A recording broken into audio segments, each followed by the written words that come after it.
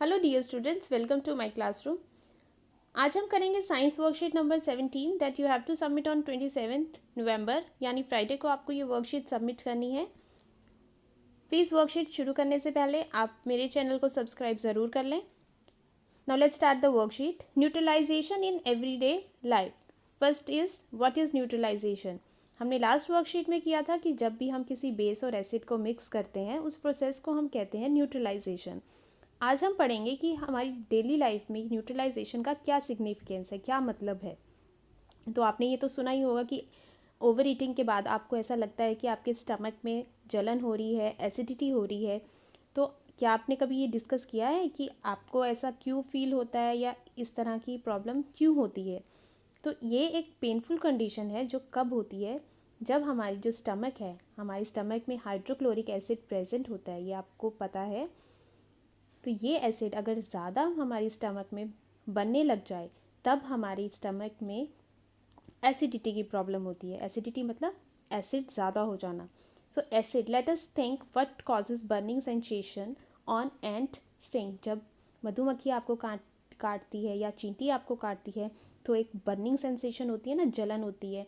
सो क्यों होती है? It is also because of acid, क्योंकि उसके डंक में एसिड जो है वो हमारी बॉडी में चला जाता है। So there these all are due to either kind of acid or base. So let's discuss indigestion. हमारी स्टमक में है hydrochloric acid. It help us to digest food. वो हमारी हेल्प करता है फूड को डाइजेस्ट करने में। But to much of acid in the stomach causes indigestion. But अगर एसिड ज़्यादा हो जाए तो एसिडिटी की प्रॉब्लम हो जाती है, इनडाइजेशन हो जाती है, हमें खाना डाइजेस्ट नहीं होता। Then is ant sting. जो एंट का स्टिंग है मतलब डंक है, उसमें होता है फॉर्मिक एसिड। जब भी एंट बाइट करती है तो वो जो एसिडिक लिक्विड है वो हमारी स्किन में चला जाता है और हमारी स्किन में बर्निंग की सेंसेशन होती है, जलन होती है। Then is soil condition. अगर हम सॉइल में ज़्यादा केमिकल फर्टिलाइजर्स ऐड करते रहेंगे तो सॉइल जो है वो एसिडिक हो जाएगी, और जो सॉइल ज़्यादा एसिडिक हो जाएगी तो उसमें प्लांट्स अच्छे से ग्रो नहीं कर सकते। अगर सॉइल ज़्यादा एसिडिक है या ज़्यादा बेसिक है तो उसकी जो फर्टिलिटी है वो ख़राब हो जाती है। Then comes factory waste. अब जो फैक्ट्रीज में से वेस्ट आता है उसमें बहुत सारे एसिड्स होते हैं। अगर हम उनको ऐसे ही वाटर बॉडीज़ मतलब कि ऐसे ही नदियों में उस वेस्ट को जाने देंगे तो उससे क्या हो सकता है कि जो फ़िशेज़ हैं, जो पानी में फ़िशेज़ रह रही हैं, रिवर्स में, सीज़ में जो फ़िशेज़ हैं, जो बहुत सारे ऑर्गेनिजम्स हैं, प्लांट्स हैं, वो सारे मर जाएंगे। तो इसीलिए जो फैक्ट्रीज से वाटर आता है उनको पहले ऐसे ट्रीट किया जाता है कि जो फैक्ट्रीज हैं, जो फैक्ट्री वेस्ट है उसको न्यूट्रलाइज किया जाता है उसमें बेसिक सब्सटेंस डाल के। तो अगर कोई भी चीज़ एसिडिक है और वो हार्मफुल है तो अगर हम उसमें बेसिक सब्सटेंस ऐड कर देंगे तो जो एसिडिक सब्सटेंस है वो न्यूट्रलाइज हो जाएगा। हमने किया था कि एसिड और बेसिक जब भी ऐड होते हैं तो वो न्यूट्रलाइज कर देते हैं एक दूसरे को। तो सेम मतलब है कि जब भी कोई चीज़ एसिडिक हो, अगर आपको डंक कभी बीज काट लें या एंट काट लें तो जो जलन होती है उसके ऊपर अगर आप कोई बेसिक चीज़ लगाएं जैसे कैलामाइन लोशन लगाएं तो उससे क्या होगा कि जो एसिड है वो न्यूट्रलाइज हो जाएगा। तो चलिए अब हम कुछ ट्रीटमेंट्स भी यहाँ पर आपको दिए हैं उनको पढ़ते हैं। The effect of formic acid due to ant sting is neutralised by rubbing moist baking soda. तो अगर आप एंट के स्टिंग पे बेकिंग सोडा लगा देंगे जो कि बेसिक है, या फिर कैलामाइन लोशन लगा लेंगे तो भी जो डंक से जो जलन होती है वो ख़त्म हो जाएगी। क्यों? क्योंकि एसिड जो था उसको बेस ने न्यूट्रलाइज कर दिया, उसके इफ़ेक्ट को ख़त्म कर दिया। न्यूट्रलाइज का मतलब होता है किसी के इफ़ेक्ट को न्यूट्रल कर देना, ज़ीरो कर देना। Then comes soil treatment.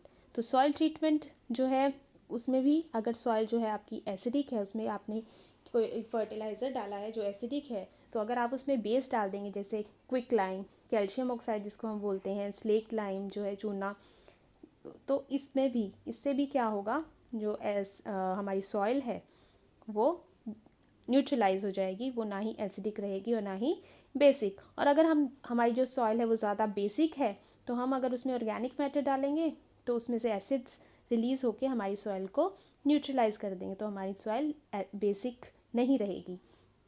तो अब आप समझ चुके होंगे कि अगर कोई चीज़ एसिडिक है तो उसको बेसिक करने के लिए उसको न्यूट्रलाइज करने के लिए हमें उसमें बेस डालना पड़ेगा। एसिडिक में हम क्या ऐड करेंगे, बेस, कोई बेसिक सब्सटेंस। और अगर कोई चीज़ बेसिक ज़्यादा हो गई है तो उसमें अगर आप एसिडिक चीज़ डालेंगे तो वो न्यूट्रलाइज हो जाएगी, इफेक्ट को ख़त्म कर देगी। Now let's do the question answers. Okay, one more treatment is given here, that is treatment of indigestion. तो to neutralise the effect of excessive acid due to indigestion we take an antacid. अगर पेट में बहुत ज़्यादा acidity हो गई है तो एंटासिड की गोली आती है, मेडिसिन आती है, या उसको अगर हम लेंगे तो उससे जो इंडाइजेशन की प्रॉब्लम है वो ख़त्म हो जाती है। क्यों? क्योंकि उसमें क्या होता है, मैग्नीशियम हाइड्रोक्साइड, जो कि बेस है, जो एसिड के इफेक्ट को न्यूट्रलाइज कर देता है। Now let's do the question answers. First question is what is indigestion. Indigestion क्या है? तो व्हाट इज इंडाइजेशन, अभी हमने ऊपर किया कि इंडाइजेशन एक कंडीशन है जिसमें too much of acid in the stomach causes indigestion. So आप ये यहाँ से लिख सकते हैं, our stomach contains hydrochloric acid, it helps us to digest food, but too much of acid in the stomach causes indigestion. Second question is what is an antacid? Antacid क्या है? An antacid is a mild base such as milk of magnesia which contain magnesium hydroxide. Then question number 3, there are two blanks are used to neutralize ant sting. तो आप यहाँ पे दो आपने chemicals लिखने हैं जो एंट स्टिंग को न्यूट्रलाइज कर देते हैं, मतलब जो डंक है उसको न्यूट्रलाइज कर देते हैं। तो आप यहाँ से लिख सकते हैं मॉइस्ट बेकिंग सोडा और साथ में calamine solution. Then comes the fourth question, how can you treat basic soil. आप बेसिक सॉइल को कैसे ट्रीट करेंगे? So we can treat the basic soil if the soil is basic, organic matter is added to it. तो हम उसमें organic matter add कर देंगे, organic matter releases acid which neutralises the basic nature of the soil. So this is your worksheet. I hope आपको ये worksheet समझ आई है। So please channel को लाइक, शेयर एंड सब्सक्राइब ज़रूर करें। Thank you.